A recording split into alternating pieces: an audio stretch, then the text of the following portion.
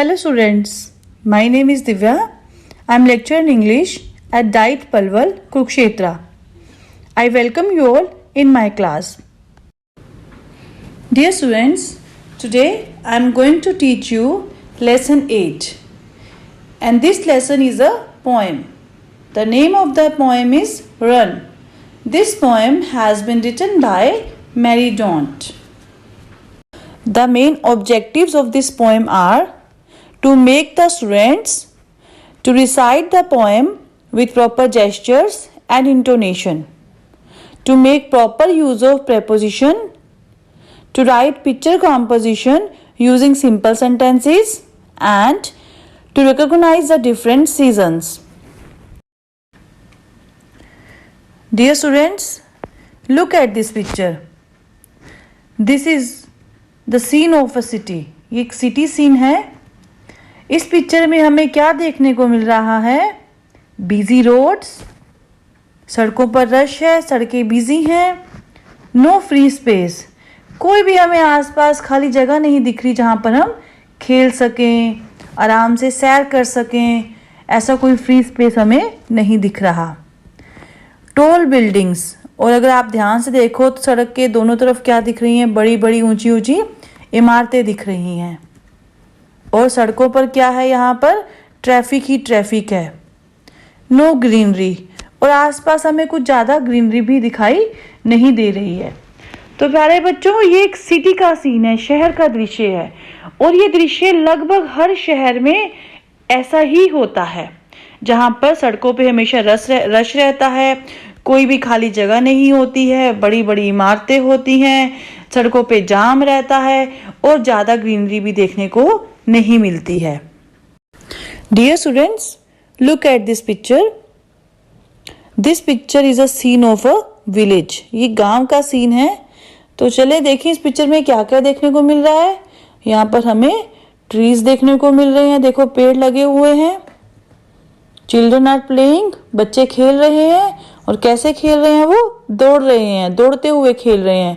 शायद पकड़न पकड़ाई खेल रहे होंगे, है ना. पेड़ के चारों तरफ देखो, पीछे से भी कुछ बच्चे आ रहे हैं. ये इन्होंने चेन बना रखी होगी खेलने के लिए.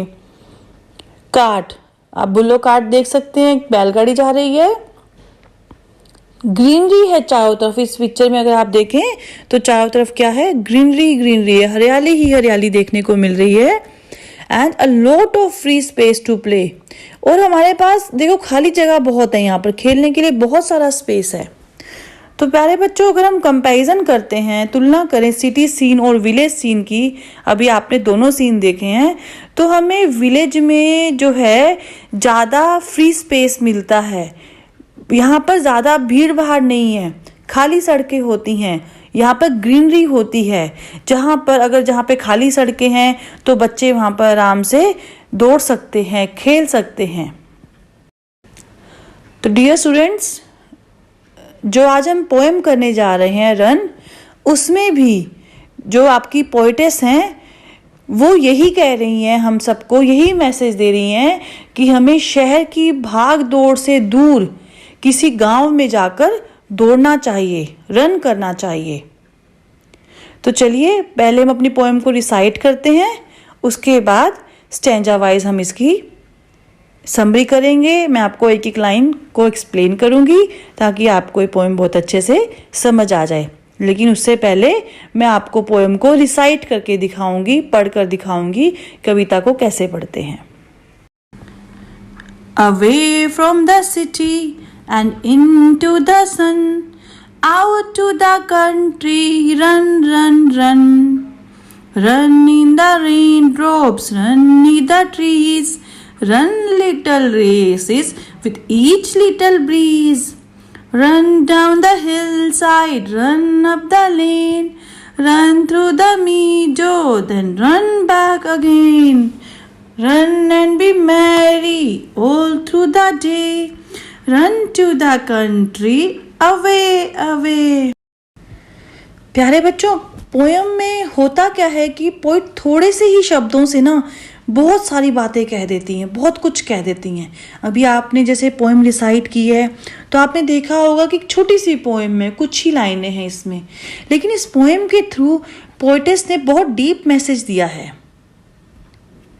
अब इस पोएम में जो हम पहला स्टैंजा कर रहे हैं, इसमें पोएटेस कहती हैं away from the city and in to the sun, out to the country run run run.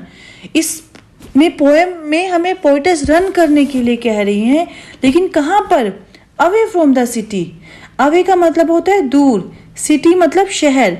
Poetess हमें कह रही हैं कि शहर से दूर, इनटू द सन बाहर धूप में, आउट टू द कंट्री गांव में जाकर, रन रन रन दौड़ो दौड़ो दौड़ो।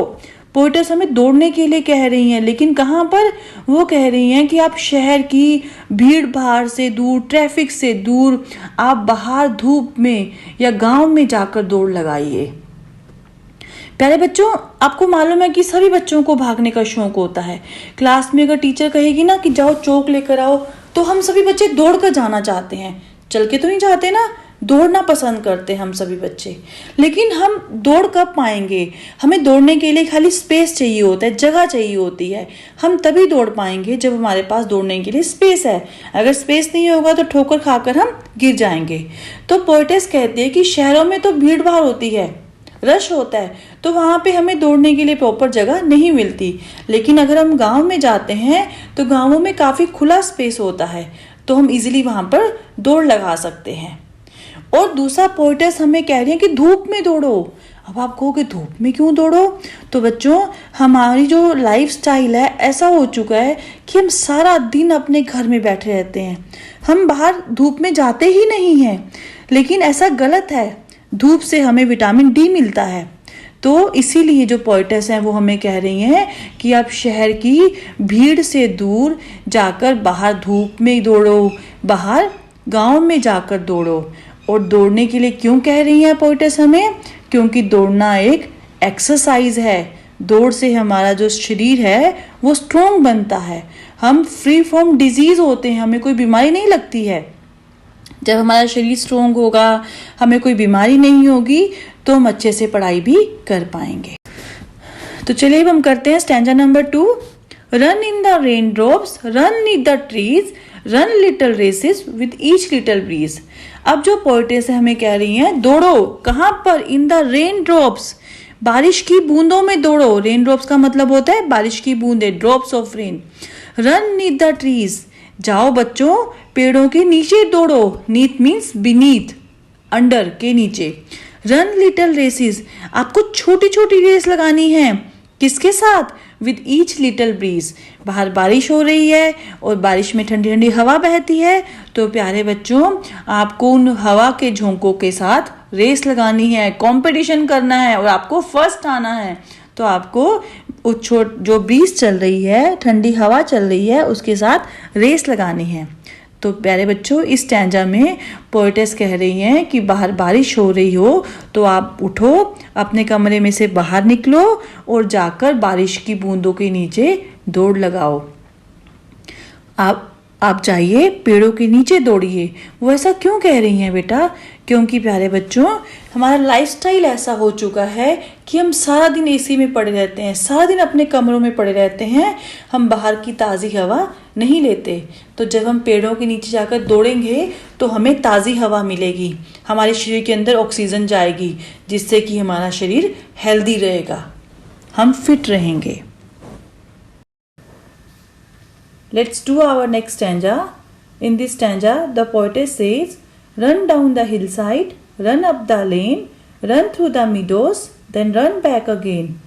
Down का मतलब होता है नीचे की तरफ, hillside means side of hill, lane का मतलब होता है तंग गलियाँ। गाँवों की जो सड़कें हैं वो तंग होती हैं, उन्हें लेन बोलते हैं। meadows means घास के मैदान, जहाँ पर लोग अपने पशुओं को चराने के लिए लेकर आते हैं।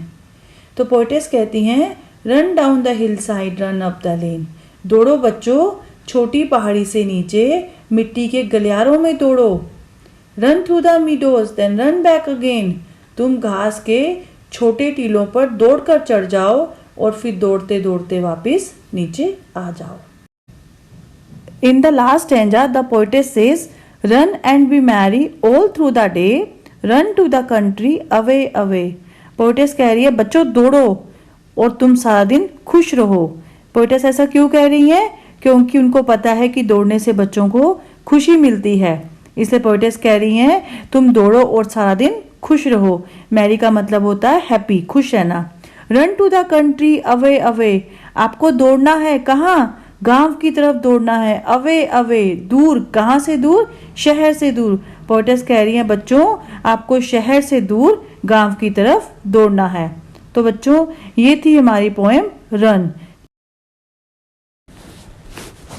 तो प्यारे बच्चों इस कविता से हमें क्या सीखने को मिला? This poem teaches us that running is a good exercise, it makes us strong. Running जो है वो बहुत अच्छी एक्सरसाइज है, ये हमें स्ट्रॉन्ग बनाती है। We should spend some time in the company of nature, हमें अपने दिन में से कुछ समय नेचर की कंपनी में भी बिताने चाहिए। नेचर मीन्स प्रकृति के साथ बिताने चाहिए। We should always remain happy, और हमें हमेशा खुश रहना। Dear students, let's do rhyming words now. I am going to read the first stanza. Away from the city and into the sun, out to the country, run run run. हमने rhyming words के लिए last जो words हैं उनको देखना है stanza के। अब देखो सिटी जो है क्या सन के साथ राइम कर रही है? सेम साउंड है? बोल के देखो सिटी, सन, नहीं, ये आपस में राइम नहीं कर रहे साउंड। अब हम सन की साउंड कंट्री के साथ मैच करते हैं। सन, कंट्री, नहीं मैच हो रही।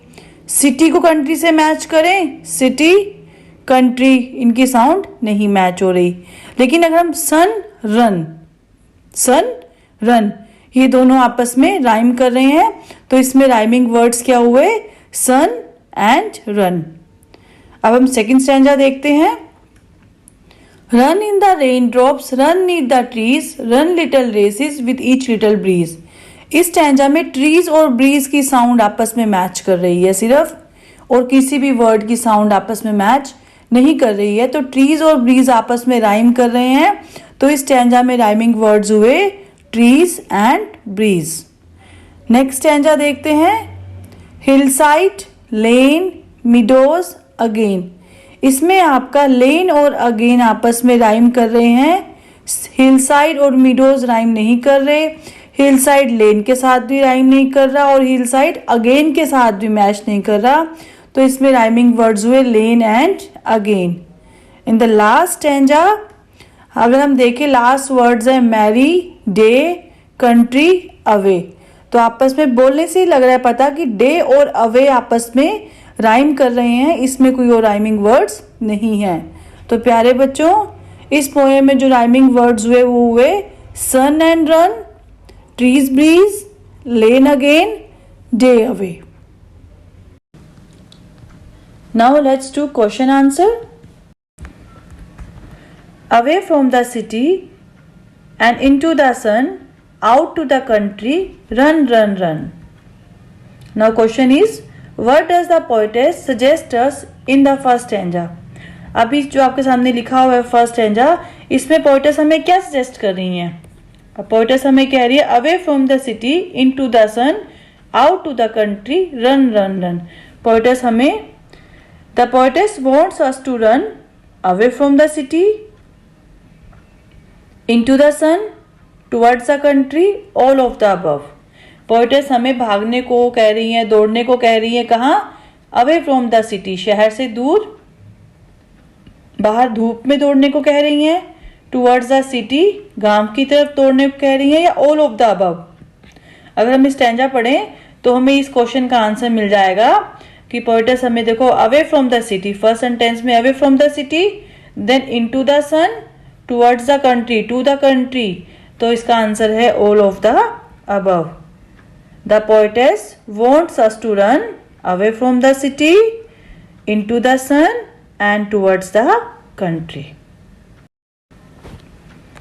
Run in the rain drops, run need the trees, run little races with each little bridge.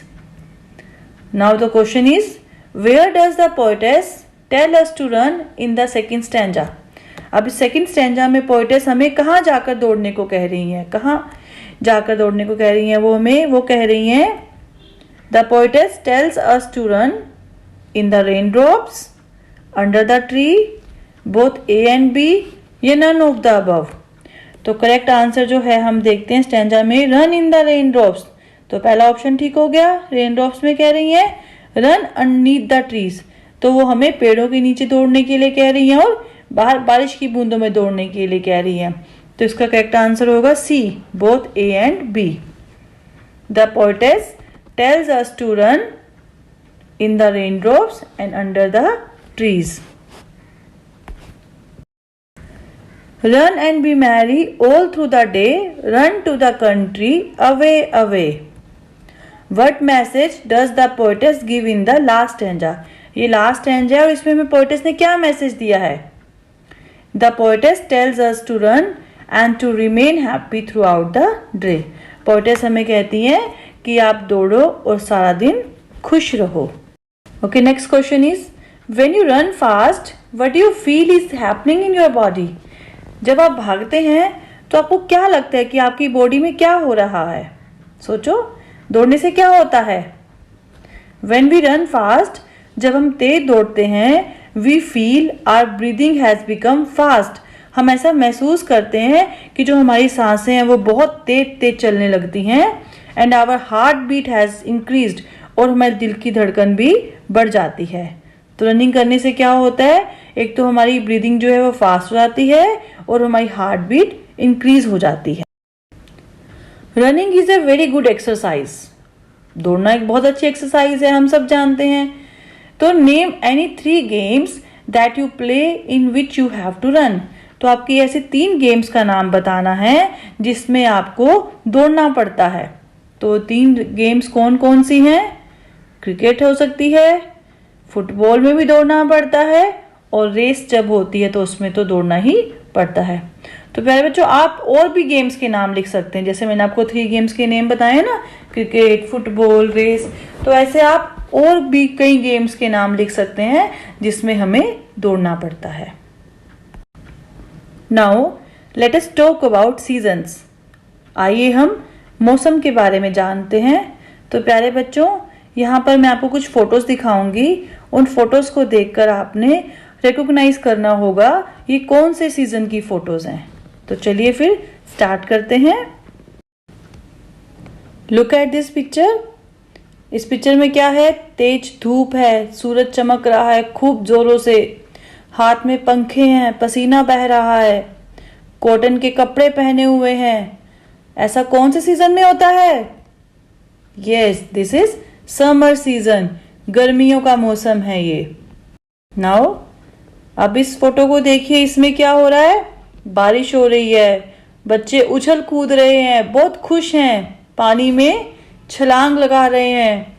उस बच्चे ने देखो अम्ब्रेला भी लिया हुआ है। तो ये किस सीजन में होता है ऐसा? Yes, this is rainy season. अब यहाँ पर 2 बच्चे आग सेक रहे हैं। उन्होंने वूलन क्लॉथ्स पहने हुए हैं। गर्ल ने तो सिर पर कैप भी पहनी हुई है। तो बताओ बच्चों, ये कौन सा सीजन है? This is winter season. अब इन 2 पिक्चर्स में देखो, पेड़ों पर कोई भी पत्ते नहीं है, कोई भी लीव्स नहीं है, और जो कुछ पत्ते हैं वो सारे सूख चुके हैं। तो इस मौसम को हम कहते हैं ऑटम सीजन, पतझड़ का मौसम। इस मौसम में क्या होता है? पेड़ों पर पत्ते नहीं होते, पेड़ अपने पत्तों को गिरा देते हैं, और जो पत्ते थोड़े से होते हैं वो सूखे हुए होते हैं, और सूखने के बाद वो भी पेड़ से गिर जाते हैं। तो इस सीजन को हम बोलते हैं ऑटम सीजन। इस पिक्चर में देखिए कितने सुंदर फ्लावर्स हैं जो खिले हुए हैं। चारों तरफ हरियाली ही हरियाली है, सुंदर सुंदर फूल खिले हुए हैं। ये कौन सा सीजन है? This is spring season. ये है बसंत का मौसम। नेक्स्ट बच्चों, अब हम करते हैं साइन ऑफ एक्सक्लामेशन, विस्मय आदि बोधक चिन्ह। Dear students, read this stanza and look at this carefully. Run in the raindrops, run neath the trees, run little races with each little breeze. अब आपको above sentences में एक साइन देखने को मिल रहा है हर सेंटेंस के बाद। देखिए ये साइन लगा हुआ है, लंबा सा डंडा, उसके नीचे बिंदी लगी हुई है ना। इस साइन को हम बोलते हैं साइन ऑफ एक्सक्लेमेशन, विस्मय आदि बोधक चिन्ह। तो इस साइन का जो यूज है, हम यूज करते हैं to express sudden feeling of joy, अपनी बहुत ज्यादा खुशी को दिखाने के लिए, सोरो दुख को दिखाने के लिए, या फिर सरप्राइज को दिखाने के लिए, हैरानी को दिखाने के लिए। तो इस पूरी पोयम में आपने देखा होगा ये साइन का यूज हुआ है। इस साइन को हम बोलते हैं साइन ऑफ एक्सक्लेमेशन। तो चलिए हम इस साइन के कुछ अब एग्जाम्पल्स करते हैं। So dear students, let us see some examples of exclamatory sentence. The first example is what a beautiful flower. The second example is what a lovely day. Hooray, we have won the match. Alas, we have lost the match. Bravo, well done. तो जो आपके words हैं hurray, alas, bravo, ये जो words हैं आपके, ये आपके word sudden feeling of Joy, hurray आपका खुशी को दिखाता है। आपने मैच जीत लिया, आप बहुत खुश हुए, तो आपने बोला hurray, we have won the match. आपने मैच हार गए तो आपने बोला अलास, हम मैच हार गए हैं, oh no. The last is well done, शाबाश, शाबाशी देने के लिए हम बोलते हैं ब्रेवो। तो बेटा इन सब सेंटेंसेस के पीछे साइन ऑफ एक्सक्लेमेशन लगा हुआ है। ये सभी आपके एक्सक्लेमेटरी सेंटेंसेस हैं। तो चलिए अब हम मूव करते हैं अपने नेक्स्ट टॉपिक की तरफ, जिसका नाम है प्रेपोजिशन। प्रेपोजिशन टू वर्ड से मिलकर बना है, प्री प्लस पोजिशन। प्री का मतलब होता है पहले, पोजिशन मतलब स्थान। तो a preposition is a word और group of words such as in, into, under. Preposition जो है या तो एक शब्द होता है, वर्ड होता है, या ग्रुप ऑफ वर्ड्स होता है। जैसे कि आपने इन, इनटू, अंडर, ये जो वर्ड्स हैं इनको हम प्रेपोजिशन बोलते हैं। अब इसका यूज क्या होता है? Prepositions are use before a noun, pronoun और नाउन फ्रेज। इसका जो यूज है नाउन से पहले होगा, या प्रोनाउन से पहले होता है, या फिर नाउन फ्रेज से पहले होता है। अब प्रेपोजिशन का काम क्या होता है? It shows direction, time, place, location etcetera. Preposition से हमें डायरेक्शन का पता चलता है। अगर मैं कहूं आई एम गोइंग टूवर्ड्स टेम्पल, तो जो टूवर्ड्स वर्ड है ये बता रहा है कि मैं किस डायरेक्शन में जा रही हूँ, मैं टेम्पल की तरफ जा रही हूँ, मंदिर की तरफ जा रही हूँ। तो जो टूवर्ड्स वर्ड है वो प्रेपोजिशन है। अब टाइम की बात करें तो जैसे कि I will come eight 5 o'clock, मैं 5 बजे आ जाऊंगा। तो जो एट वर्ड है वो आपका टाइम को दिखा रहा है। प्लेस ऐसे स्थान के लिए भी लगाते हैं, जैसे कि where is the car is under the bridge, जो गाड़ी है वो पुल के नीचे खड़ी हुई है। तो जो अंडर है वो कार की लोकेशन को बता रहा है, प्लेस को बता रहा है कि कार कहाँ खड़ी हुई है, कार की जगह के बारे में बता रहा है। तो इस तरह से जो प्रेपोजिशंस होती हैं वो डायरेक्शन की भी होती हैं, टाइम की भी होती हैं, प्लेस की भी होती हैं और लोकेशन की भी। और ये आपके नाउन और प्रोनाउन की डायरेक्शन, टाइम और प्लेस के बारे में बताते हैं। तो चलिए स्टार्ट करते हैं अपने फिर टॉपिक प्रेपोजिशंस के साथ। Now look at this picture and vegetables are dash the basket. आपको वेजिटेबल्स कहाँ दिख रही हैं बच्चों? बास्केट में पड़ी है ना, पहले से ऑलरेडी हैं। तो जो चीज ऑलरेडी किसी चीज के अंदर होती है तो वहां पे हम लगाते हैं in. Vegetables are in the basket.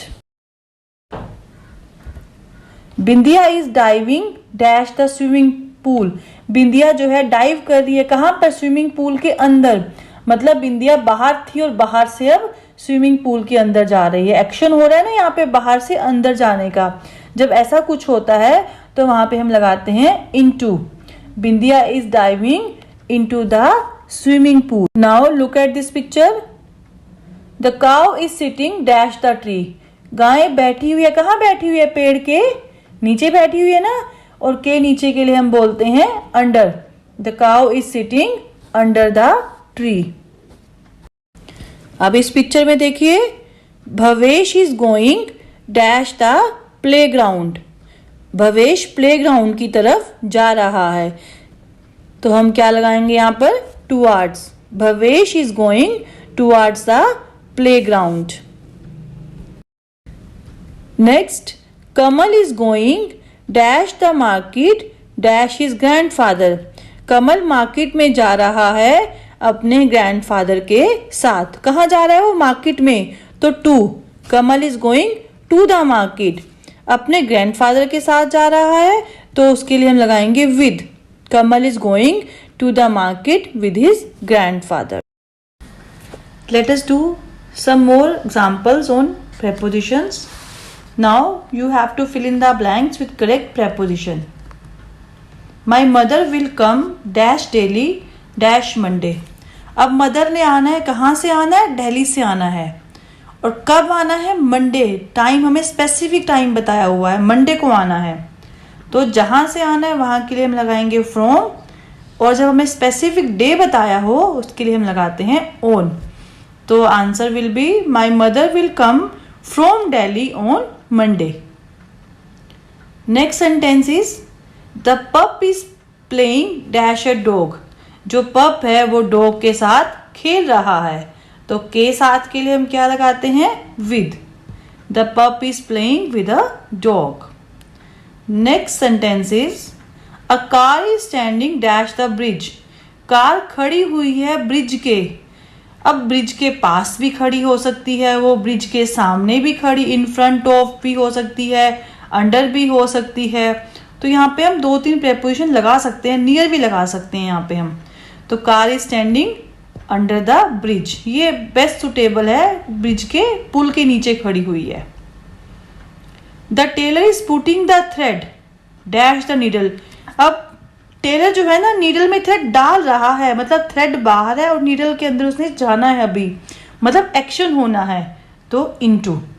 The tailor is putting the thread into the needle. The school is dash the temple. School मंदिर के सामने है, इन फ्रंट ऑफ है, बिहाइंड है, कहाँ पर है? नियर है। The school is behind the temple. School मंदिर के पीछे है। तो बेटा यहाँ पर आपका बिहाइंड के साथ साथ इन फ्रंट ऑफ भी आ सकता था और यहाँ पे आपका नियर भी आ सकता है। Next sentence is the dog is swimming dash river. जो डॉग है वो रिवर में स्विमिंग कर रहा है। तो in. The dog is swimming in the river. The dog jumped dash the river yesterday. कल जो डॉग है उसने रिवर में जंप कर दिया था। तो इनटू, क्योंकि वो बाहर से अंदर गया है ना, एक्शन हुआ है। The dog jumped into the river yesterday. तो these were our sentences with preposition. So students, our next topic is picture composition. इसमें क्या करना है आपने? पिक्चर को देखकर एक कॉम्पोजिशन लिखनी है, एक छोटा सा पैराग्राफ लिखना है। तो let us start with our picture composition. Dear students, आपको यहाँ पर एक पिक्चर दी हुई है।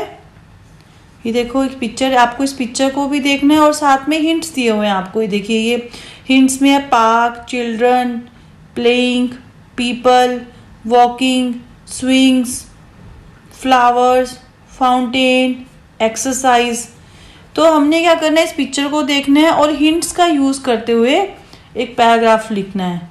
तो चलिए फिर स्टार्ट करते हैं।